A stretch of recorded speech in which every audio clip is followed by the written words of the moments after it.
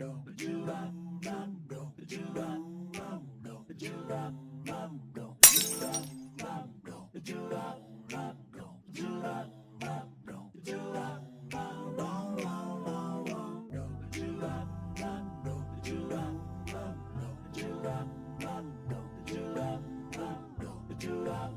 am glad to see you again, authors. Who determines if you are beautiful? Is it other people in your life? Is it ads or media standards? Is it how a stranger treats you? Our self-image is a tricky thing, especially in women. We opened this chapter talking about how women are objectified as a normalcy in our societies. They are expected to be pleasing, desirable, and perform the function of making the man who chose her look good in the public eye. We are objectified from infancy, with everyone feeling proud when someone says their little baby girl is so beautiful. The cute little outfits, the toddler pageants, the teaching of how to apply makeup or shave. To make yourself more attractive in our participation in the objectification of ourselves becomes a major determining factor in how we see our self-worth. In the world, many of us can think back on one time in our past where someone called us ugly and it caused us hurt feelings. On the reverse, many are born with natural traits that others envy or assume makes life better for that person, causing jealousy and ostracizing from inclusion. Shaming of a person's image is also how most ad campaigns, political campaigns, and societal status standards function. These are things designed to trigger insecurities in the self-worth of a person, to make them behave in the way the abusive tactic wishes. Food became the avenue for this to happen in my home. After Steve moved in, Mum had been dieting for years. Her mother had started dieting in the 60s, amidst advertising of women like Twiggy. Mum was in middle school at the time. She was already taller than all the boys, and her build was larger framed than the clothing stores provided women's outfits. She grew up thinking she was ugly because of her size. Before Steve came into the home, my sister and I rarely got physically shamed by our mum. Mum wanted us girls to be real, but she still installed the appeasing of the male view as part of the requirements a person born with a vagina had to meet. My mum was beautiful too. I have told you all about how the men at the church and other women's husbands used to ogle her. My sister and I were also attractive enough to entice the creepy breather who would call us. We were not supermodels, but we were all attractive. There were always compliments about what an attractive family we were, especially after Steve came around. Steve was a very vain person. You never saw him without a mustache, hair out of place, or flyaways in his hairdo. He was always clean-shaven where needed and carried a comb in his pocket. His clothes were brand names. His tools and equipment had to be what was envied by others, despite their functionality. In public, he had appearances to uphold, to prove how amazing he was to everyone else. This included the family. We were props in Steve's self-image. More than this, he knew how insecurity worked surrounding our self-images. Women were trained to be insecure without a man validating them. Steve used this to create a stronghold of his dominion over us all. When the locks were placed on the food, Steve began his campaign to make all of the females in the home weaker. The love bombing of Mum began to slowly erode into his nagging about her appearance. He knew her insecurities about being an older woman, unable to give birth with failed relationships and children as baggage.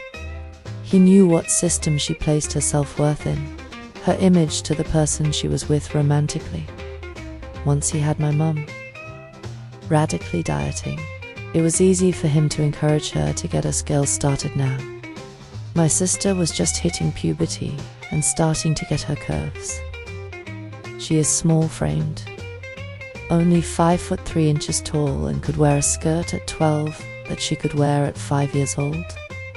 Auburn hair, bright blue eyes, and double D cups make my sister one of the most desired on-site people I have ever known. When she was coming into puberty, though, she was just a pimple-faced kid who was growing. This is where Steve attacked. He called her lard butt because she outgrew her pants. His physical shaming of her was cruel.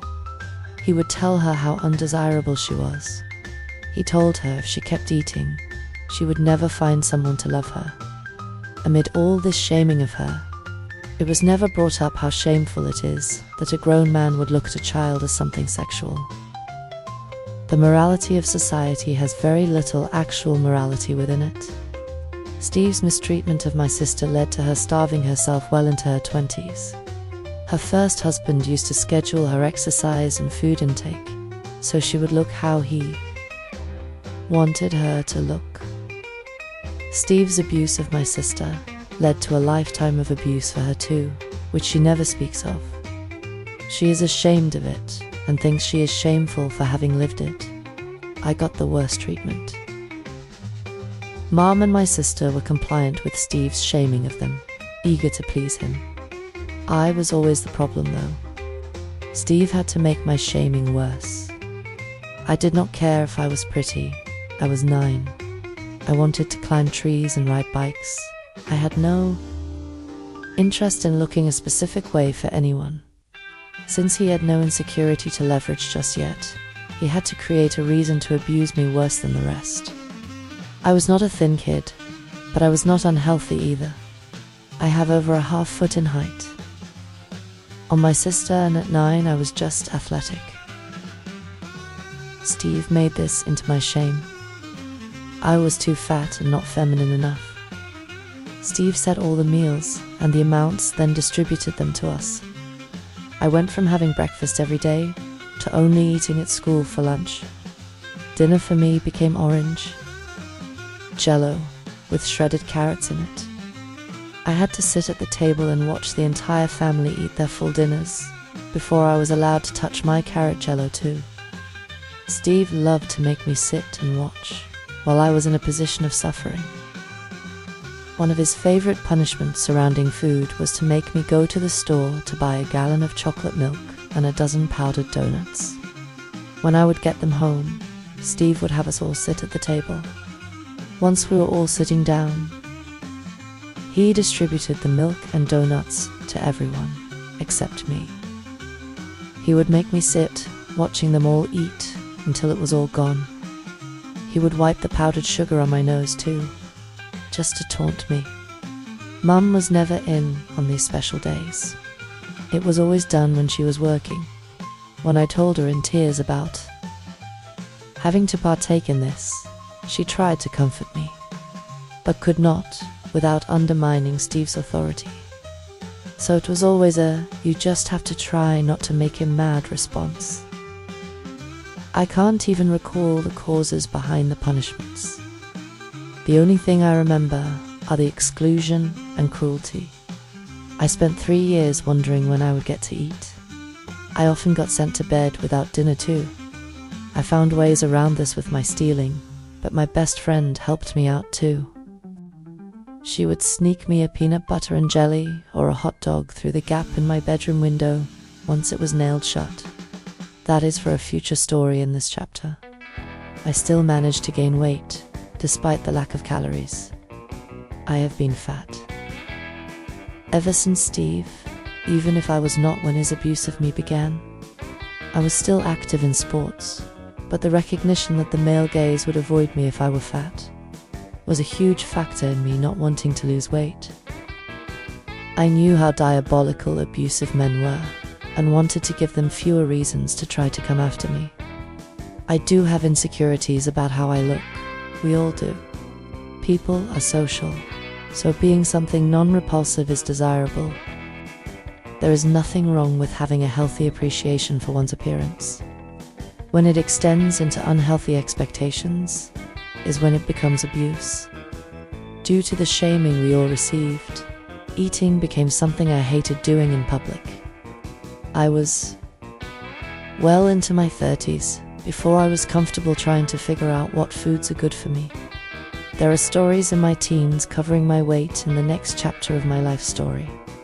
Because body shaming and food weaponization is one of the more common abuses that do not bruise in the world. So, authors, have you ever been denied food? Has anyone ever made you feel like you will not be picked because of how you look? These things remain inside of us, through our feelings about ourselves. We often give the power of our self-worth to others who have no reason to be humane to us if it gets them what they want. We diet, exercise, try new fad creams or soaps to make us different, to be accepted. But this is only because we do not see the worth of ourselves. Our body parts determine what others expect to see when they look at us too often. We get valued in our society by this as well, creating a population of insecure people chasing the dream of being desired. It is an exploitation of our human nature that has profit in it, which is why it still happens every single day. Every magazine, popular face, or trend has this motive behind it, making the public feel insecure, then supplying the solution for that insecurity. I may have learned this lesson sitting around the kitchen table with my family, but as I became an adult, I saw it all over the world. It is difficult seeing things as they are, when everyone else is just trying to survive in it. They do not want to see that they are enabling their abuse, nor do they want to know that they are self-inducing abuse. Our image of self is a fundamental part of our identity.